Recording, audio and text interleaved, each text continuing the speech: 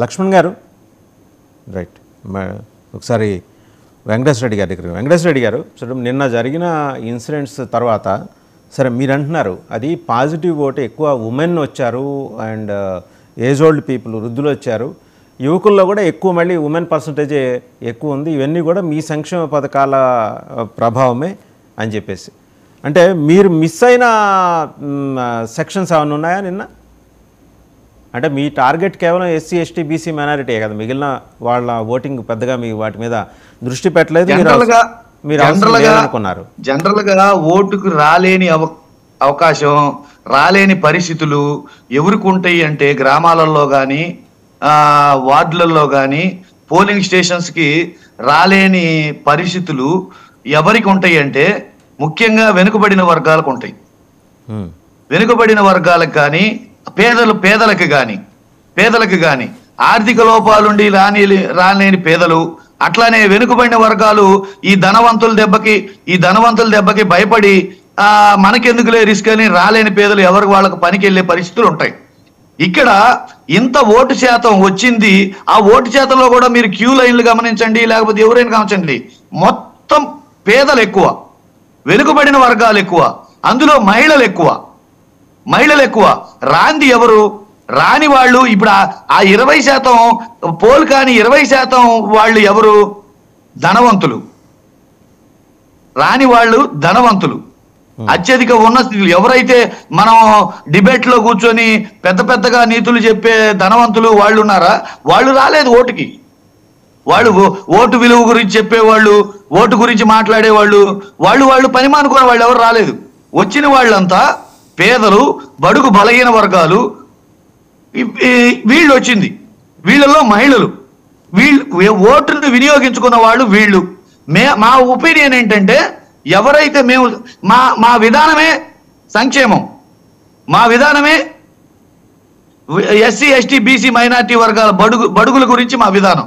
ఇది జగమెరిగిన సత్యం. మేము మొదటి నుంచి మేము మాట్లాడుతున్న మాటలు, మేము చేస్తున్న పనులు, మా ప్రవర్తన తీరు అన్నీ గమనిస్తూనే ఉన్నారు. కాబట్టి ఓటింగ్ శాతం పెరిగింది ఈ వర్గాలలో. ఓటింగ్ శాతం మిగిలిన 20% తగ్గింది ఎక్కడంటే ధనికులు, వ్యాపారస్తులు, ఉన్నత కులాల వాళ్ళు, పెత్తందారులు. ఆ ఓటేయకపోతే ఏమైద్దిలే అని అహంకారులు, వాళ్ళ ఓటు శాతమే తగ్గింది. పెరగడానికి కారణం రీజన్స్ ఇవి. ఈ రీజన్స్ ప్రకారం ఖచ్చితంగా greater than 19 elections, greater than 2019 elections కి మేము వెళ్ళబోతున్నాం. ఇదే కాదు, ఈ ఒక్క అనాలిసిసే కాదు, మీరు పోలింగ్ జరిగిన దగ్గర నుంచి ఇప్పటి వరకు అనేక రకాల సర్వేలు వచ్చినాయి, including ABN survey, including TV5 survey, including ETV survey. ఇవన్నీ మీరు గమనించి చూసుకోండి, including Chandrababu Naidu statement, including Pawan Kalyan statement. ఇవన్నీ మీరు గమనించి చూసుకోండి. ఏ సర్వేలో కూడా సీట్లు అటు ఇటు చెప్పారు తప్పితే వన్స్ మోర్ జగన్ అనే చెప్పారు. మీరు చెప్పే టీడీపీ అనుకూల సర్వేల్లో వన్స్ మోర్ జగన్ అని ఎందుకు అంటారండి వాళ్ళు?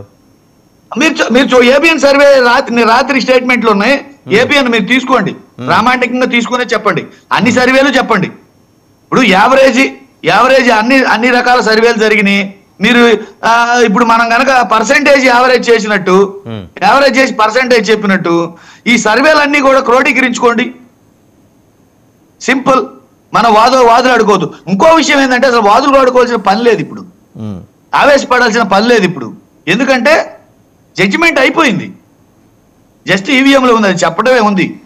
మన ఆవేశపడినంత మాత్రాన, వాదులు ఆడుకున్నంత మాత్రాన, కేకలేసుకున్నంత మాత్రాన అక్కడ జడ్జిమెంట్ మార్గ. ఇప్పుడు మీరు ఏదో ఇతర కులాలు, ధనికులు, ఇతర కులాలు, మీరు ఉన్నత కులాలు అనే మాట వాడమాకండి. ఉన్నత నిమ్న కులాలు అనేవి లేవు, కులాలు, ఇతర కులాలు, దళితులు, అగ్రవర్ణాలు. సో వాళ్ళు రాలేదు అంటారు, ఓటింగ్కి వాళ్ళు రాలేదు అంటారు. అవును. సో వాళ్ళు వాళ్ళు మీకు ఓటేయటం అవసరం లేదనుకొని రాలేదేమో, వాళ్ళ గురించి మీరు పట్టించుకోలేదేమో. అంటే వాళ్ళలో కూడా అంటే మీరనేది ఏంటి, ఆ ఇతర కులాల్లో మీ వల్ల బెనిఫిట్ అయిన వాళ్ళు ఉండకపోవచ్చు, మీకు ఓటేయాల్సిన అవసరం లేదని వాళ్ళు భావించుండొచ్చు, తప్పే ఉంది అందులో? మేము స్ట్రైట్ గా చెప్తున్నామండి, మేము స్ట్రైట్ గా క్లియర్ గా చెప్తున్నాం, ధనికులతో మాకు అవసరం లేదు, భూస్వాములతో మాకు అవసరం లేదు, పెత్తందారులతో మాకు అవసరం లేదు, అహంకారులతో మాకు అవసరం లేదు. మా విధానం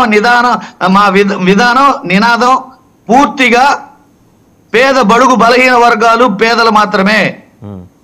సో మా విధానం పేదలే. దిగువ మధ్యతరగతి కూడా మీకు అక్కర్లా? అసలు దిగువ మధ్యతరగతి ఈ దేశంలో రెండు ఉన్నాయి, ధనికులు పేదలు. దిగువ మధ్యతరగతి అనేది ఈ కన్నింగు తెలివి గల వాళ్ళు సృష్టించే పదాలు. ఒకటి నీడ్స్, నో నీడ్స్, వీళ్ళే ఉంటారు. Haves, have nots. Okay, haves, have nots వీళ్ళే ఉంటారు. ఆ పదం గుర్తు రాలేదు, వాడలేదు నేను. హ్యావ్స్, హ్యావ్ నాట్సే ఉంటారు. ఈ హ్యావ్స్ విషయంలో మాత్రమే మేము కేర్ తీసుకుంటాం. Have nots మాకెందుకండి?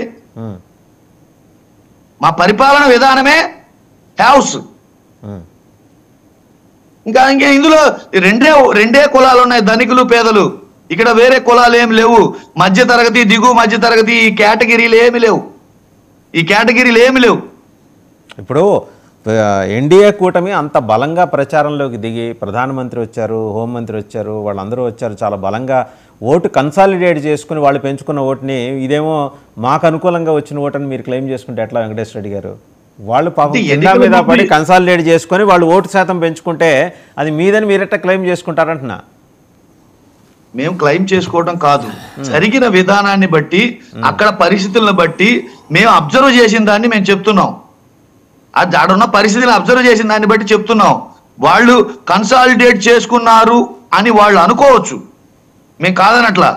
ఇప్పుడు ఎవరైనా ఎవరి పార్టీ గురించి వాళ్ళే అనుకుంటారు.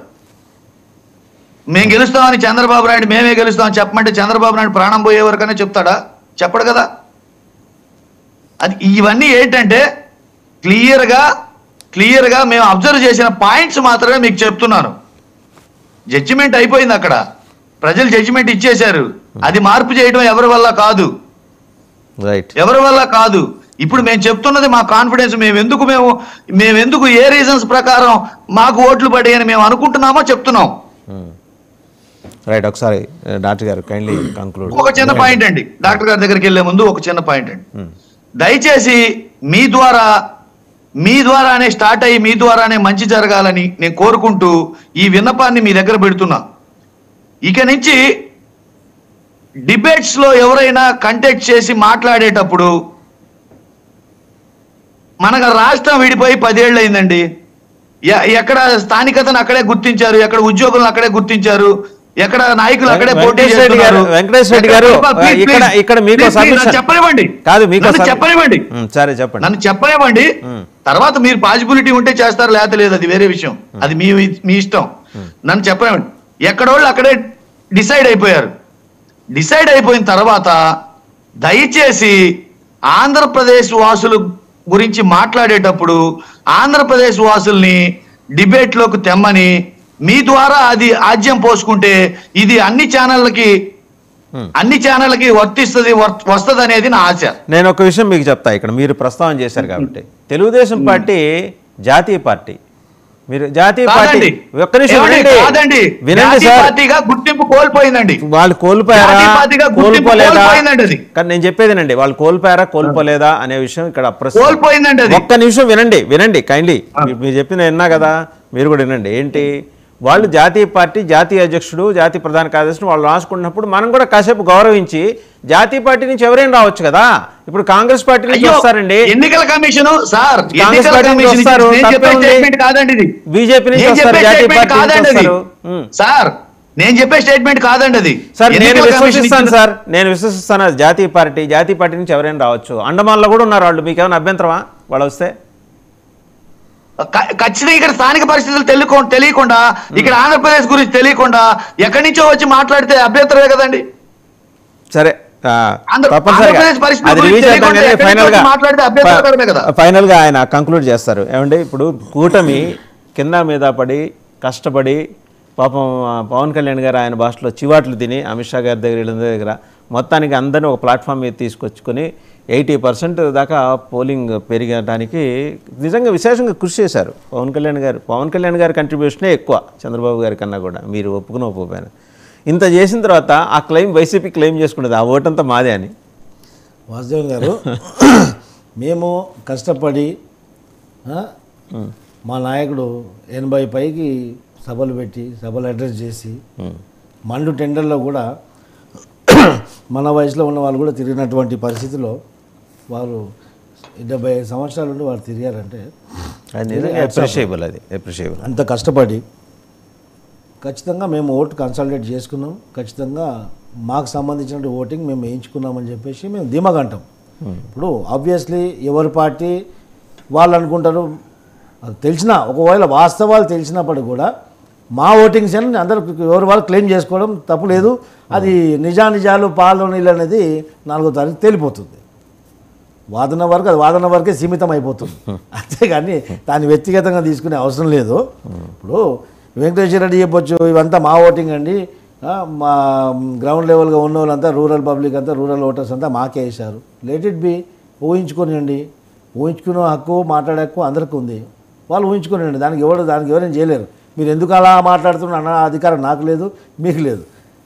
Let it B. ఇప్పుడు నేను కూడా అదే అంటున్నా, ఖచ్చితంగా నేను నమ్మకంతో ఉన్నా, నేను నమ్ముతున్నా మా పార్టీకి సంబంధించిన ఓటింగ్ పెరిగింది, ఖచ్చితంగా మా కూటమికి సంబంధించిన ఓటింగ్ పెరిగింది. మా కూటమితోటి ఆకర్షితులై మా కూటమి పెట్టినటువంటి మేనిఫెస్టోకి సమ్మతమై అక్కడ ఉన్నటువంటి ఆంధ్రప్రదేశ్ ఓటర్లు ఓటింగ్ శాతం పెంచి స్వచ్ఛందంగా వాళ్ళ ఇంట్లోంచి వచ్చి ఓటింగ్ వేశారు. హైదరాబాద్లో 30 లక్షల మంది ఇక్కడ నివసిస్తున్నారు. 30 లక్షల మంది ఇక్కడ నివసిస్తున్న వాళ్ళు మీరు చూడండి, ఈరోజు హైదరాబాద్ నగరం అంతా కూడా నిర్మానుషంగా మారింది.